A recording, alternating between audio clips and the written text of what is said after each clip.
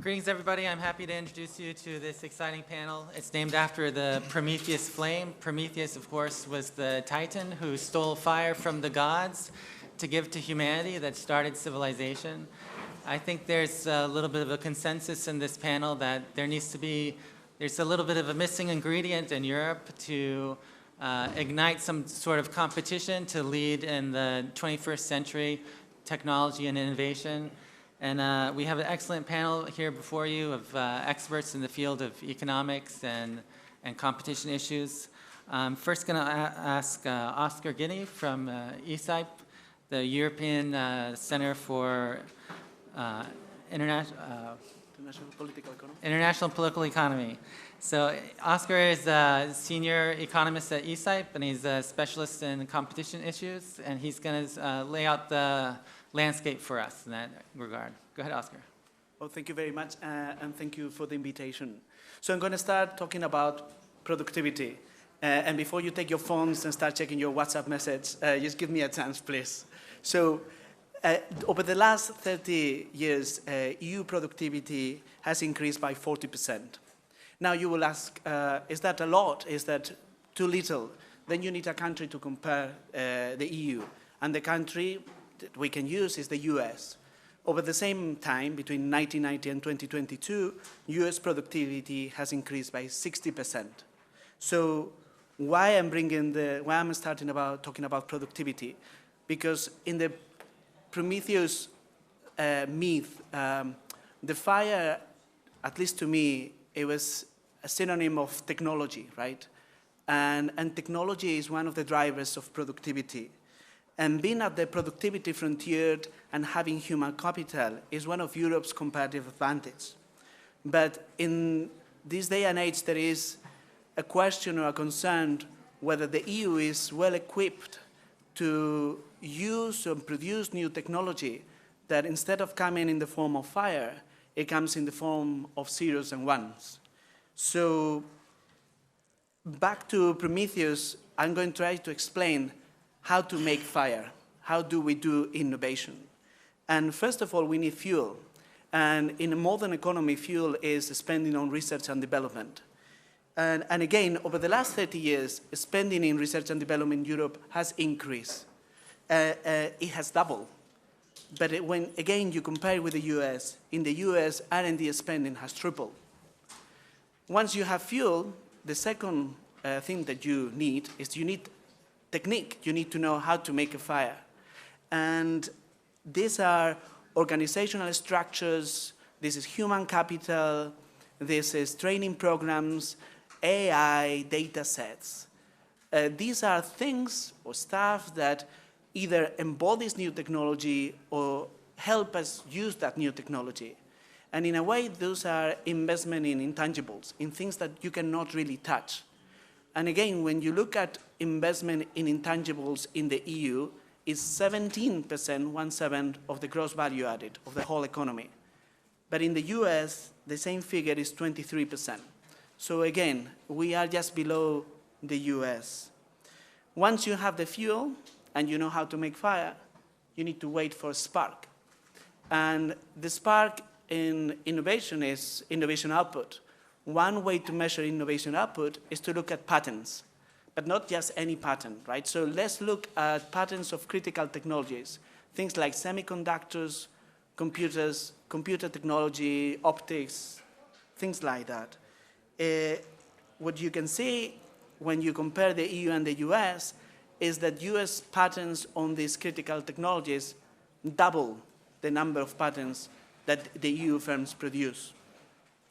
So I'm not here to criticize the EU. I'm just here to say, if we want to maintain our comparative advantage, we need to invest in research and development and in intangibles. But if you are like me and are very completely useless at making fire, one thing you can do is you can get it from someone else. And in that sense, there is often forgotten that the countries that do best out of technologies are not those who produce the technologies, but those countries that manage to diffuse, to use that technology throughout the economy. And let me give you a practical example. which is usually in the news. There is this discussion about the EU not being digitally sovereign, but be too dependent on the US. And it's true that when you look at computer services, software, IT, 30% of what the EU imports from abroad comes from the United States. But it's also true that when you look at the statistics, the EU has a trade surplus. It exports more than it imports in computer services. And the reason for that is that EU exports in computer services are huge. They are larger than in pharmaceuticals. They are larger than in chemicals. So why is this important? What this reminds us is that we might not know how to make some fired, but at least we can get it from someone else and use it for what we are best at other things. But in order to do that, we need to remain open. And openness in this innovative economies means that you have to be smart in the way you do regulation. So you don't create a wedge between your market and the markets where you get these innovations. Thank you. Thank you. Thank you so much, Oscar. Next we have Vasilis Douzenis. He's the lead economist at Oxford Economics, and he promises a look at the regulatory dynamics behind this competition and promises to reveal some evidence of the impact on services. Go ahead, Vasilis. Thank you. It's a pleasure to be here. I'm hoping to discuss the relationship between regulation and innovation from both a theoretical and an empirical perspective. So regulation, as we know, takes many shapes and forms, and it would be helpful to try to narrow this down to focus the discussion.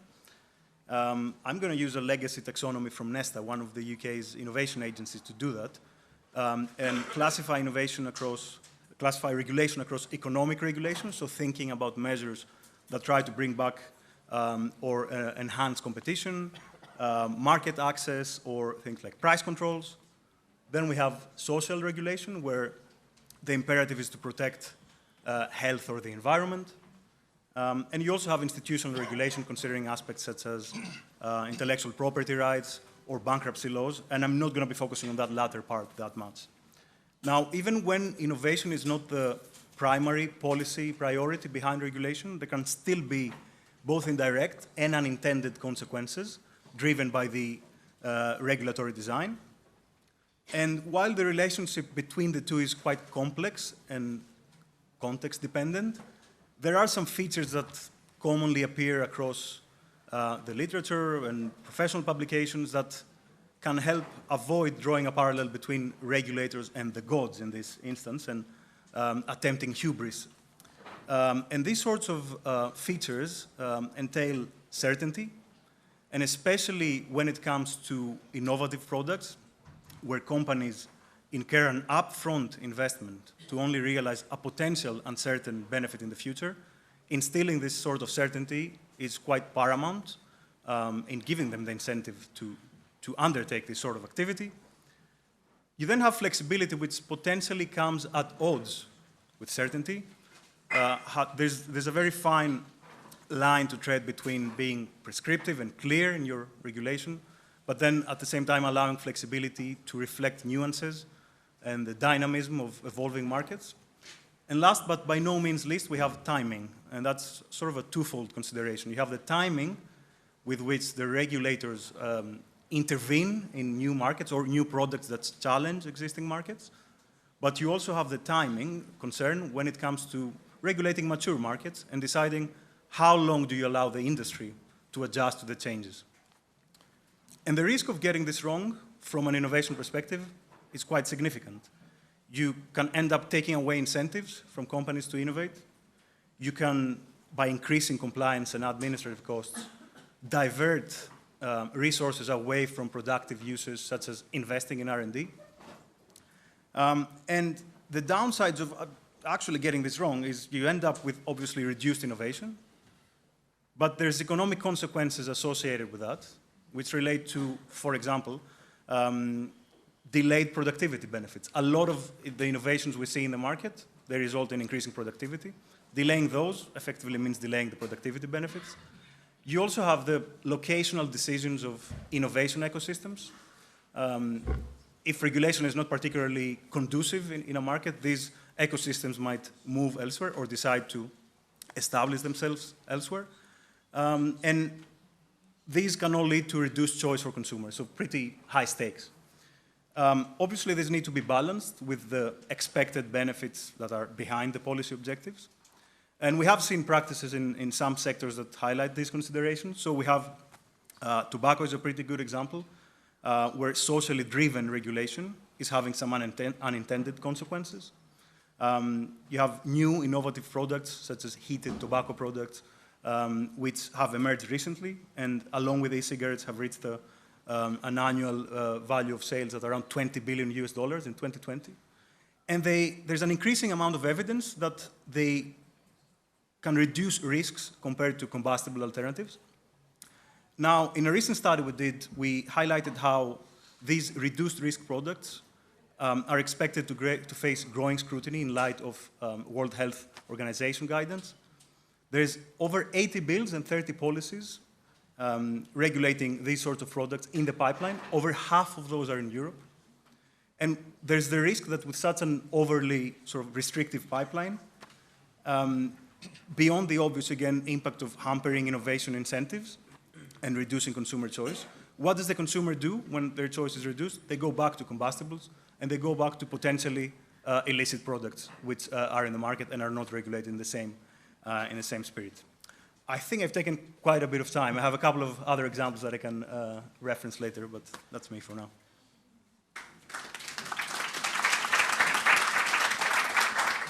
Thanks, Vasilis. You mentioned timing, and I've been told we should stay on our timing. But so next we have George Xirogiannis. George is the director of SEV, that's the Federation of Greek Industry, and he's also the chair of the International Market Access Investment at Enterprises at Business Europe. George, how do you see regulations interacting in competitiveness in Greece and Europe? Thank you, Philip. It's fair to say that Greece, for the first time after a long time, presents a success story of a steady growth, well above the EU average, and we all feel very proud for that. But for the EU and Greece together, both of them must rise to a new challenge. And the challenge is, in order to move up the growth ladder, they must match the performance. To deregulate since Britain left the European Union, the strengths that the United Kingdom has and some of our weaknesses, and what the impending general election might mean for the UK and what lessons that could leave for the European Union and everyone in this room who's thinking about trying to embark on a deregulatory journey. So, when Britain left the European Union, the plan for, at least according to people like me, which is right-wing libertarian conservatives, was that we would see a great bonfire of European regulations. We would get rid of the Working Time Directive. We would tear up GDPR. We would make sure we did the absolute opposite of the AI Act and the Digital Markets Act. That hasn't quite happened, unfortunately. This isn't necessarily because Brexit was in itself a mistake. It was more a consequence of the particular problems in British politics. Because after all, you may know that the Conservative Party wasn't united behind Brexit. It was something that was rather forced on us by the public. And this is something that the political establishment in Britain hasn't really.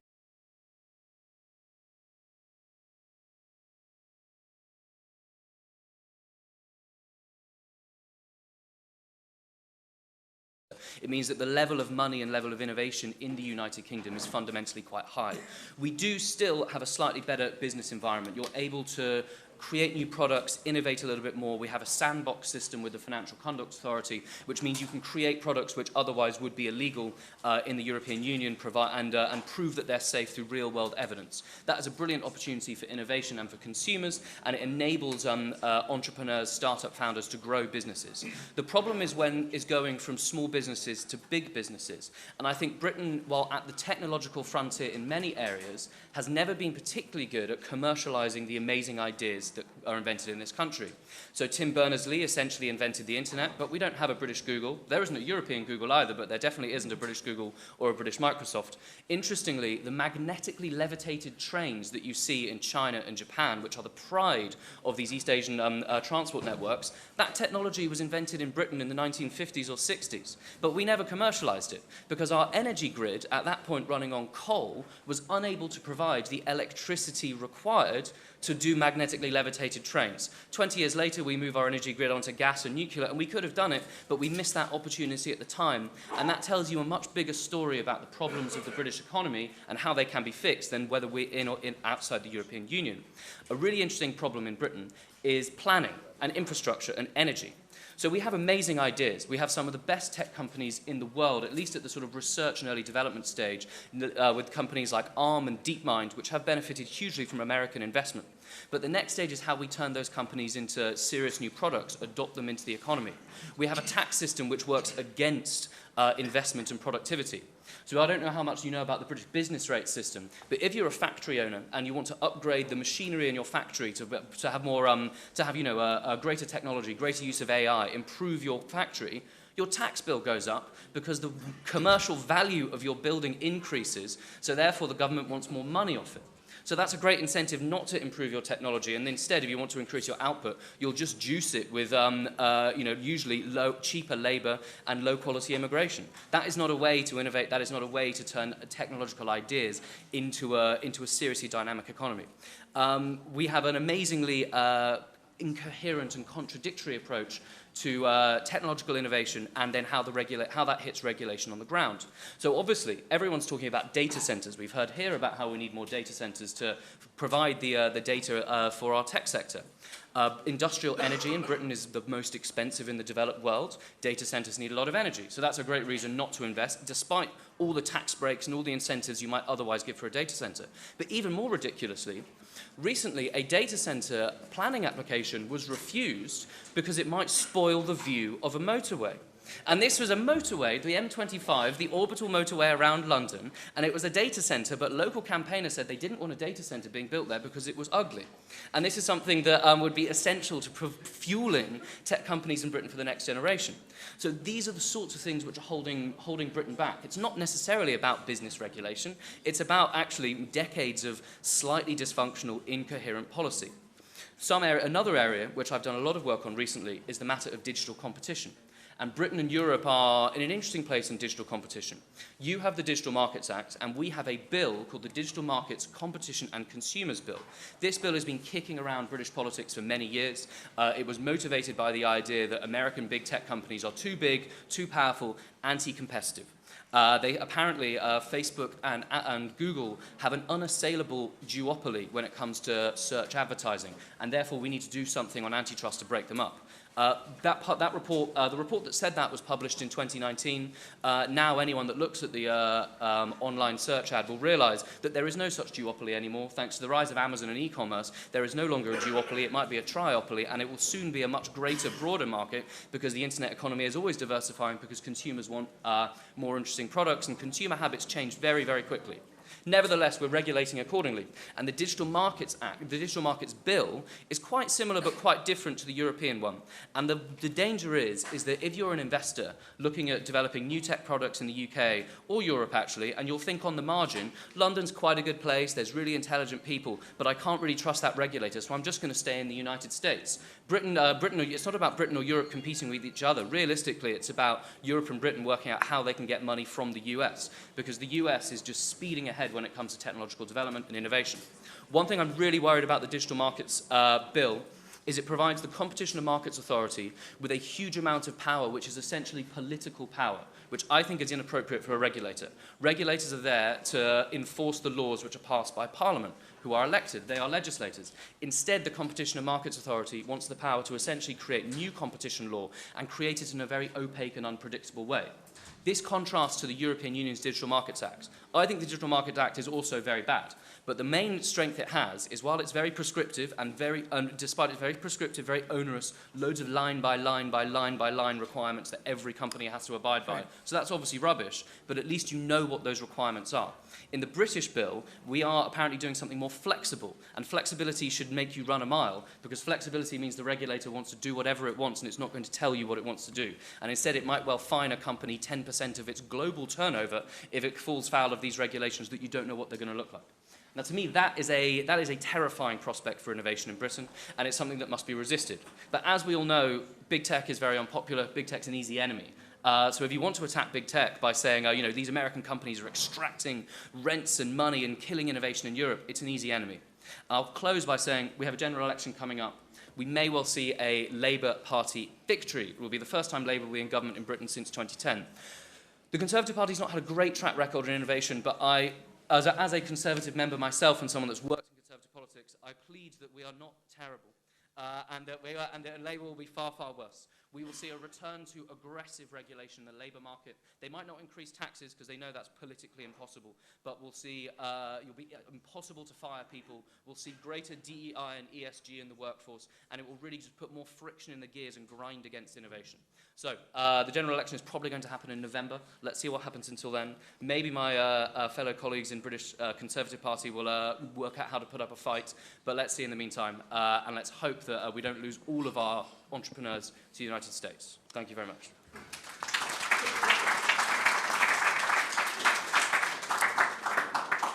Thank you, Fred. I think that helps us in my next question. I'm going to use my moderator's privilege in a way no one's done before to open up the discussion, and I think will help us get to the point. As I'm going to now put you all on the board of a new startup company. You have a new product. It uses AI. It's going to be a drone delivery service of gyros and burritos. And now you have to decide, where are you going to start this business? You know, the market research says there's unlimited upward potential. Consumers want this, but there's a lot of regulatory uncertainty, as we've talked about. What are some of the changes you'd like to see to have that investment more certain? Is there countries that stand out as an ideal place, or are there some on the borderline? Go ahead. Oh, anybody can start. I've